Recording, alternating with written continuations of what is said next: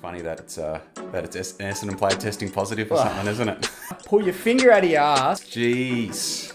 This is my first ever football jumper. My three votes, I should say. My three goats. My three votes for Charlie. Oh, top of the world, mate. What a time to be alive. I look a bit like Nickel Bellic from GTA 4, I feel, with this. That could get dangerous.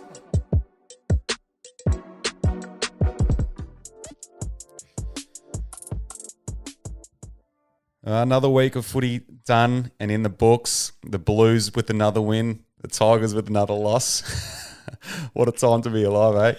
Mate, I don't think this has ever happened before. I don't remember the last time this happened. It's a weird position to be in. I know, like Carlton's in the 8, they're above Richmond and above Essendon and Collingwood, so that means a lot for a Carlton supporter, even though it's only round 4, round 5.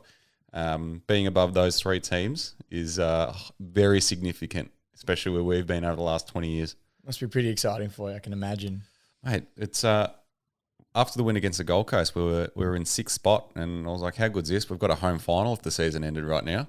But we slid down to 7th by the end of the round, but that's all right. We'll happily take that 4 rounds in. Mate, there's still about another 19 rounds of football to go. That's all right. Don't let your head blow up. Bring back COVID, stop the season, and then go straight to finals.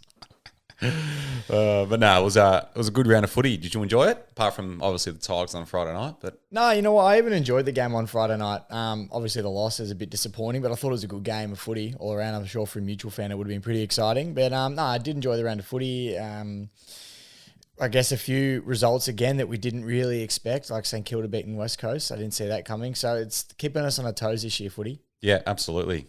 Just touching on that West Coast game, what a capitulation by the Eagles. They only kicked 1 point after their goal halfway through the third quarter or something. Wasn't something crazy like that? Well, I looked at the scoreboard at one point after the game, and I think it was about 10 minutes to go in the third quarter. From then to the end of the game, they kicked 1 point. Ridiculous. Which is, nuts. They didn't score at all in the last quarter, so bizarre. Saints, as bad as West Coast did look in that period, Saints looked elite, didn't they? They were back to like what we expected St Kilda to be this season.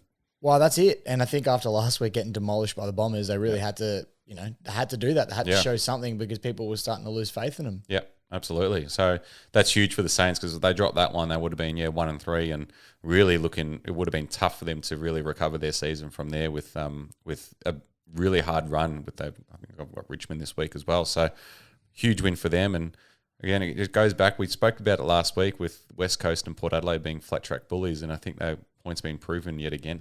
Well, there you go. I was quick to sort of, say you're a little bit off the mark there, but I think, after seeing this as well, then, it stands to be proven. I mean, Port beat Richmond, so I think maybe not so much with them, but West Coast definitely, and away from home, they can't do it. They can't do it. So it's a bit of a concern for them. I mean, if you want to win premierships, you've got to be able to play in Melbourne as an interstate team. So, I mean, they did win the flag, a couple of years ago, but who knows how many more they could have won if they were able to play better down here.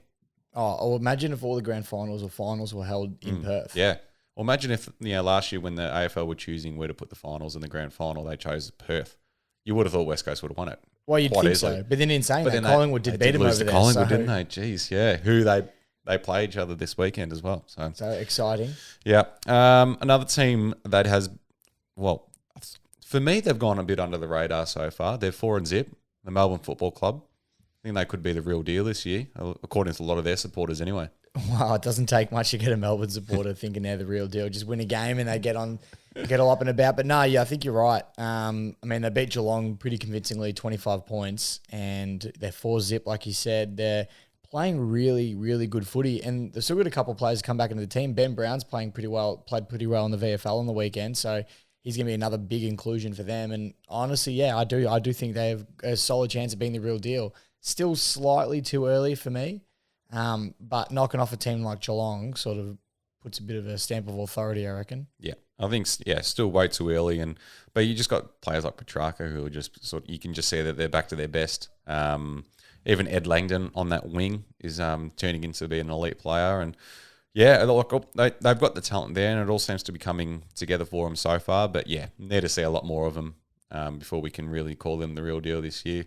As excited as Melbourne supporters are being, I think they just need to hold firm, especially where the hurt that they've been given over the last couple of decades. I think they just need to pump the brakes on it, just for now. Well, yeah, I think just for now. But in saying that, look, the form that I've seen so far, I mean, they've played a few easier sides. I mean, they've beaten? They've beaten GWS. They beat St Kilda when St Kilda was in that bit of a slump. They beat Freo. But then it gets now they've beaten Geelong, which is that's their like I biggest said, one. that's their biggest one. But that's huge. I mean, the grand finals from last year, and Geelong on the other hand have now lost to a couple of sides that they probably should have beaten. In Adelaide being round one and now losing at Melbourne.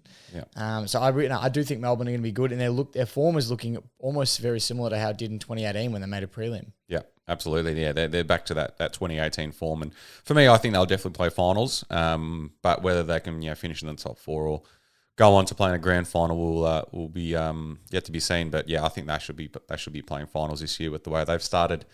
A team that probably won't be playing finals this year is Collingwood. Wow.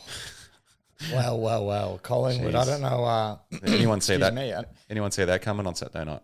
No, I definitely didn't. I mean, from what we've seen from GWS as well, you really didn't expect them to show much, but Collingwood would just showed nothing really. They were poor. They were very poor, and I guess it stands a question now. You have, like we've spoken about before, you got players that Collingwood have gotten rid of playing some really good footy. I mean, Jaden Stevenson's playing pretty well, even though he's at North and not winning many games. And you got Adam Trawl on the other end that the Bulldogs are, 4-0 at the moment, and he's playing some pretty good footy. And they've kept some other guys like DeGoey, for example, who's really not, lifting and playing to the reputation that he's given himself for some reason. I've always thought he's overhyped. He's got the talent and the ability. He'll stand up in big games occasionally and he'll kick 3 in the last quarter and, win Collingwood the game. But then he'll go missing for 3 weeks. And I mean, a lot of people compare him to players like, Dusty's one, but I don't know. I honestly only believe that's because of the tattoos and stuff, because the ability is nowhere near there. But then another one is Toby Green, and Toby Green, I think, should be disrespected by that. I mean, he kicked 5 on the weekend, I'm pretty sure, didn't he? And Toby Green's a much better player than DeGoey. Yeah, and he does it consistently, Toby Green. It's not once in a blue moon or whenever he feels like he can be bothered. So I think Collingwood have really got a decision to make in terms of some of these players like DeGoey who aren't quite giving them what they're, what they should be. Yeah. He played one good half, which was against Carlton in round 2. And apart from that, he hasn't really been cited, really. So, then you look at the comparisons with Dusty, but Dusty took a long time to get to that best player in the competition status, didn't he? You probably got, or DeGoey's probably got a couple, 2 to 3 years left until that stage of where he's at his peak. So he's still pretty young, but I think the comparisons are a bit ridiculous. Yeah, I mean, look, people are always going to compare players and whatnot.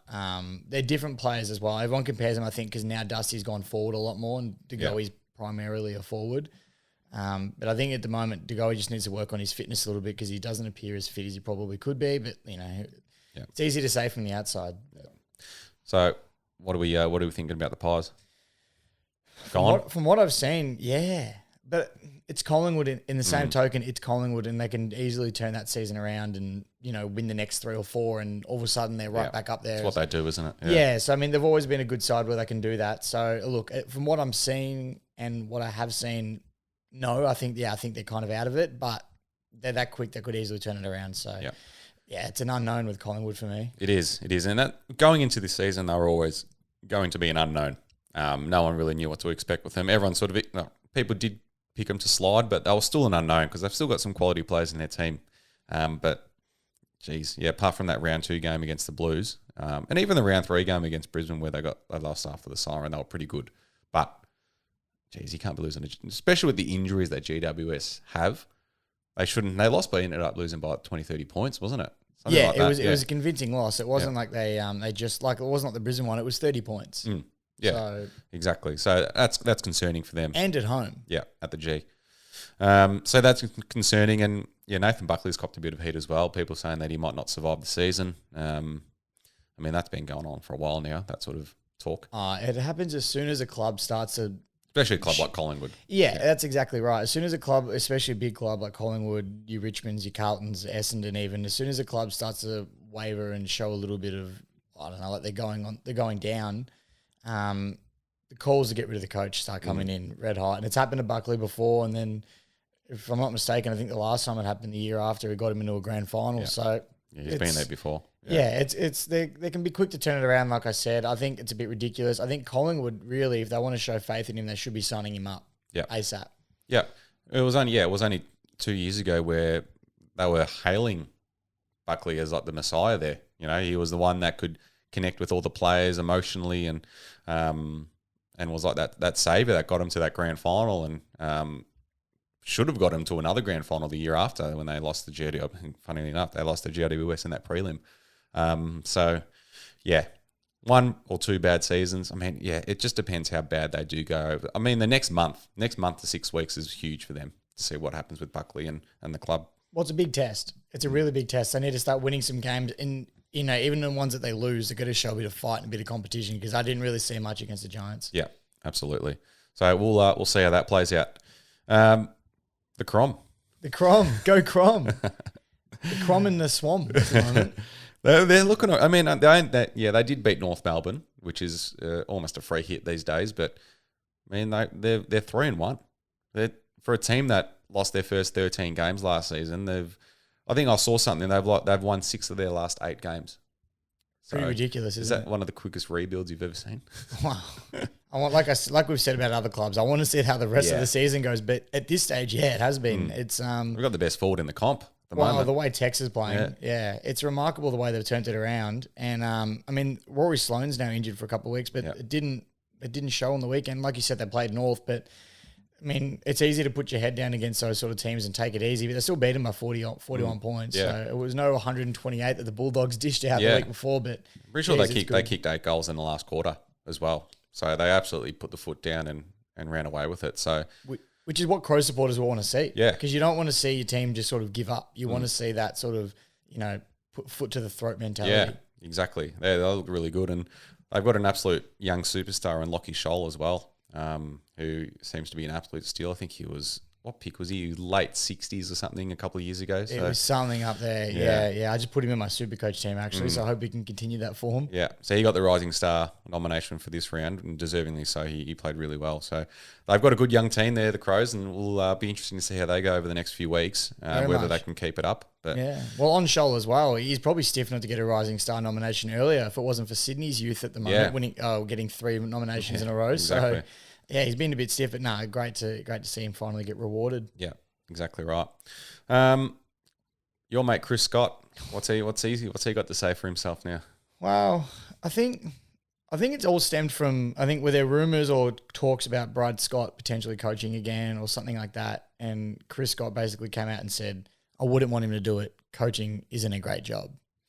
Which, I mean, it's probably not.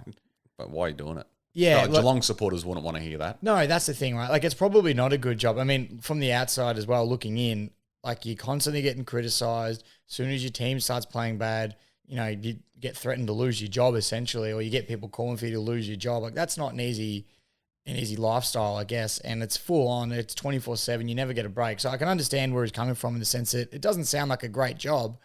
I mean, the money would be great, you know. So, I mean, it depends how you look at it. But in saying that as well, yeah, as a Geelong supporter, you wouldn't want to hear that. I know for me, if Damien Hardwick came out and said, nah, coaching's a shit job, you know, I'd be like, well, let's get someone in who enjoys coaching. Yeah, someone who's passionate about it. Yeah. And I mean, not that I think this has anything to do with Geelong's form recently, but they're not playing the way they'd probably like to be at the moment. And then when you got your coach coming out as well saying, coaching's not great, well, yeah, it's not a good look.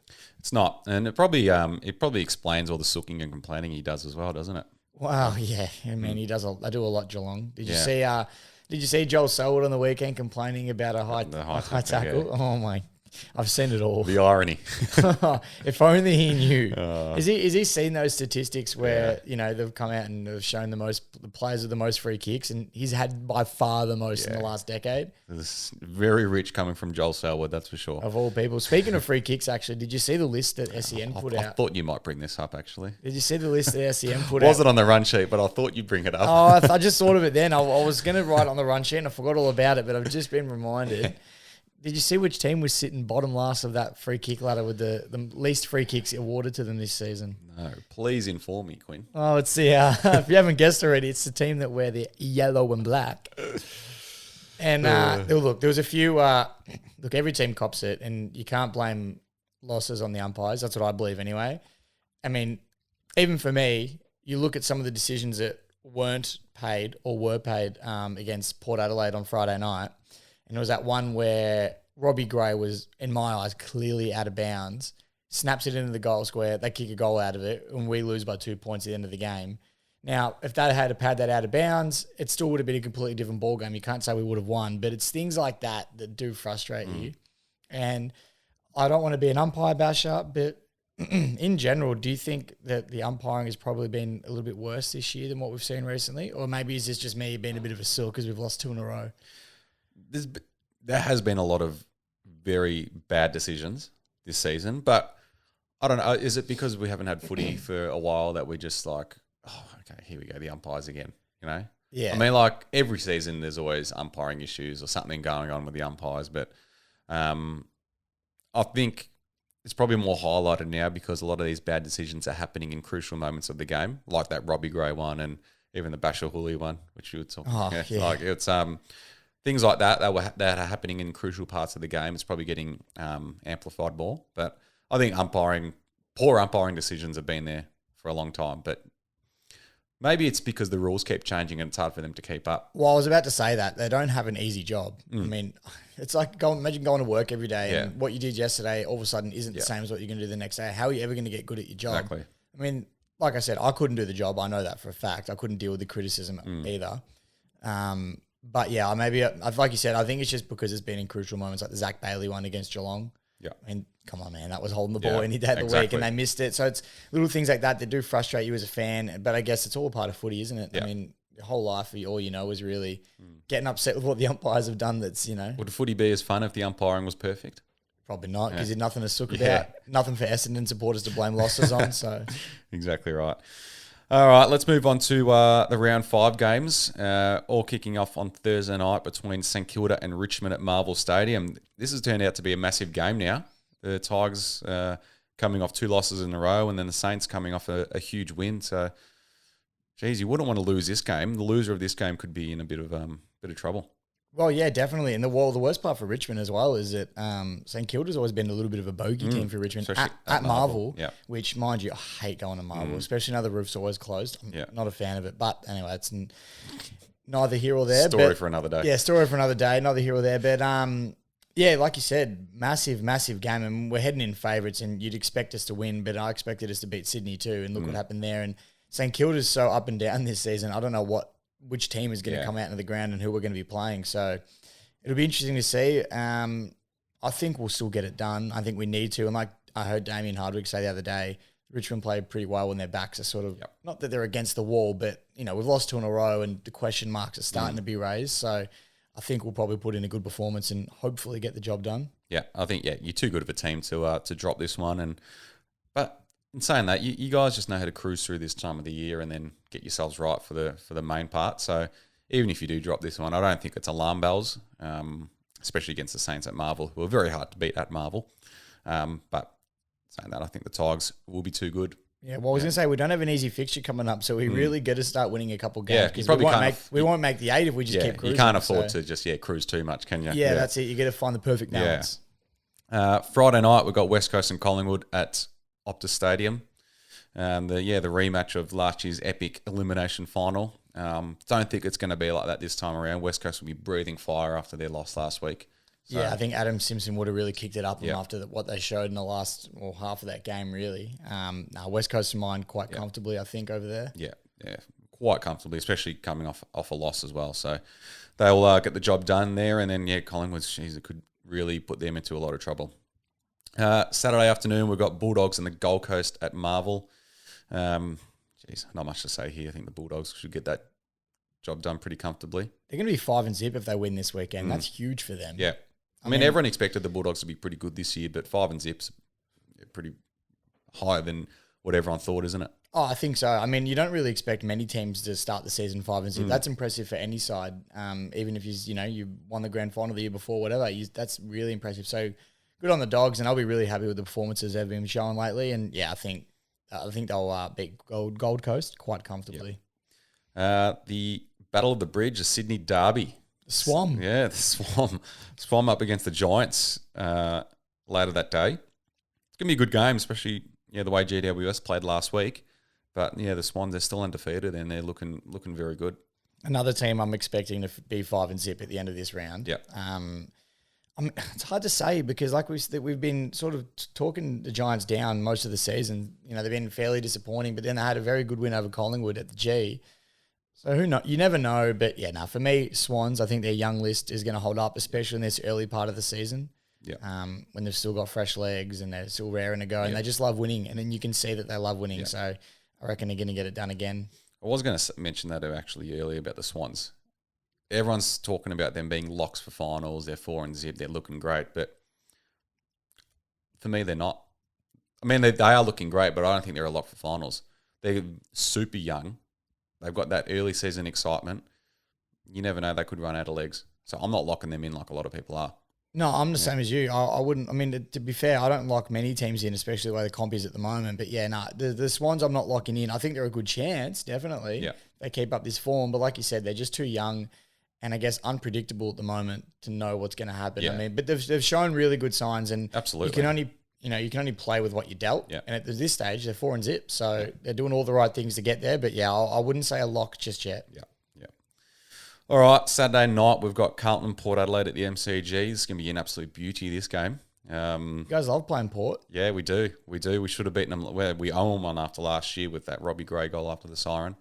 But we're coming in pretty good form, and so are they. They're not as good away as they are at home, and we're much better at the MCG. So it's going to be a good game, I reckon, Saturday night. It should be. And look, I say this most times Carlton play, and we preview them. But if Carlton come out with the form that we've seen recently, I think they'll be fine, and it will be a really good game. But if they give Port a sniff early, I think because we all know that. I mean, you'd know better than anybody that Carlton in previous years have had a tendency to play catch-up footy. Yeah, I think if you give Port a sniff and you're playing catch-up with them, they're going to struggle. Yeah. But if they come out of the blocks like they have the last 2 rounds, and I've seen some good things, I think it'll be a really good game. I'm still going to go Port just because of their experience, and I mean they're just such a good side, Port Adelaide, but. If Carlton come out playing strong footy, it could be anyone's game. Yeah, I think we can't afford to let Port Adelaide start good and silence our crowd because the MCG is going to be rocking with 50 to 60,000 Carlton supporters. So it's going to be like Adelaide Oval is for them. It's going to be like that for us. So we can't let Port Adelaide start quick and silence our crowd because then you can't afford to play catch up against a team like Port Adelaide. So. I think if we start well, keep up with them for the majority of the game, then who knows what's going to happen. I'm really looking forward to the Charlie Dixon, Jacob Wiedering / Liam Jones matchup. So that'll be really good. All 3 players are in ripping form. Like Liam Jones is arguably all-Australian fullback and halfback at the moment. Well, the way he's playing, definitely. The amount of intercept marks he's taking too. Yeah, it's impressive. He's been huge. So that's probably going to be the most important matchup of the game. If whoever wins that one. Pretty much wins the game, I think. So, be interesting. But I think Port just because it's Port, I think they're just too good. Also on Saturday night, we've got Brisbane and Essendon at the Gabba. Does the Gabba advantage here play a toll? Well, they haven't played at the Gabba in a month. And then Essendon have been in pretty good form. So, who knows? It's actually a really hard game. Like, you'd expect Brisbane to win because it's at the Gabba. And it's Brisbane. Yeah. So... But they haven't shown a lot this season. No, they haven't. They haven't been that impressive at all. Their only winners come after the siren. That's right. So, I mean, look, maybe it's because they've been away from home and, they haven't had that home ground advantage. Like you said before with with Port Adelaide playing at home, you get all the Brisbane fans up there, going off. So it could be a factor, but I know they're the favourites going in as well, but I hate doing this. I think I'm going to have to tip the Bombers. I know. I don't think I've ever done that. Ever, even when I know that they're going to win. But the Bombers have been in really good form, and I think they're starting to get some confidence in those younger players. And I haven't seen much from Brisbane. So, I mean, I'm only going by what I've seen so far, and so far I reckon Essendon have shown a bit more. Yep. No, that's fair. I'm going to go Brisbane just because they're back at the Gabba, and they're desperate for a win. They need a win if they want to finish in the top 4 this season. So they need to start winning some games, and I think this would be the perfect opportunity for them to do it. So, but if Essendon win this, oh boy. Oh, we're not going to hear the end of it. Well, we're going to have to readjust our expectations on the Bombers this season if they can get up here. So, yeah, not wrong. Yeah. All right, Saturday afternoon, we've got Adelaide and Freo at Adelaide Oval. Jeez, this is another big chance for Adelaide to get another win. Can you imagine? I think they will as well. I really think they will. They're loving that home crowd as well. And if Tex Walker gets onto a couple early, imagine the sound of the crowd at Adelaide Oval there. Yeah. And the Dockers are just going to, have their tail between their legs, and Adelaide will run rampant, I reckon, if that happens. So I'm tipping the Crows for this one. I think they'll get up. The Crom have been playing real good footy, and I think they're going to continue that form. Yeah, and Freo don't travel well either. So it's going to be, you'd think the Crows are going to be 4-1, which is outrageous to think after the season they had last year. So if you ask me at the beginning of the season, before any games have been played, that if at the end of this round, Adelaide would have more wins than Richmond, I would have laughed. I would have laughed at you. Oh, no, it's crazy. It's crazy. All right. Also on Sunday, we've got Hawthorn Melbourne at the MCG. Again, this is another chance for the D. So you'd expect 3 teams to be 5-0 after this round. Which is unbelievable. I can't wait till one of these teams face each other. Yeah. I think it would be great. But, another one for me, Melbourne should take this. They're at the G. All signs are just pointing at Melbourne to win, I guess. They've been playing a lot better footy than Hawthorn has. I haven't seen enough from Hawthorn to convince me that they'd beat Melbourne. Yeah, me too. I think Melbourne quite easily. The final game of the round is Geelong and North Melbourne at GMHBA Stadium. Have you looked at the Sportsbet odds for this? I've just looked at the odds.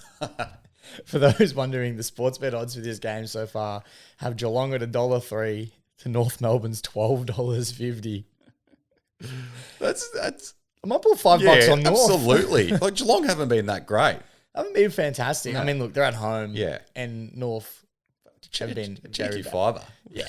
You're not going to lose much. Gamble responsibly, but, cheeky fiver. Cheeky fiver mightn't hurt. If you're willing to lose it, it's all good. But, I can't mount any sort of a case for North Melbourne, especially at GMHBA, the Alphabet Stadium. And especially where Geelong are at the moment, they need to start getting some wins. Exactly. They need to turn their season around and, hopefully try and get Chris Scott to enjoy coaching again. Yep, exactly right.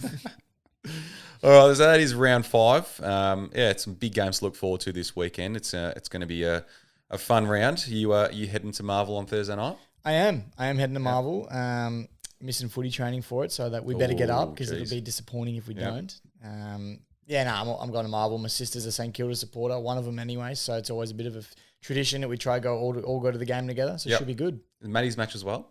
I'm pretty sure it is. Yep. I'm pretty sure it is. I actually haven't seen as much advertising as normal. Yep. I'm pretty sure it is because it's always Maddie's match pretty early in the season when we play, so Yep.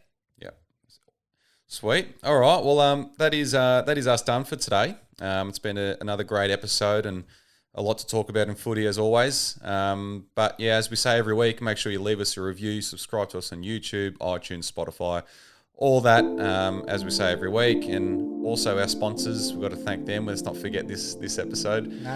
So we've got Millie and Mar. Yeah, we've got Millie and Mar and we've got Retrojet Prince. Go Ends. Woo!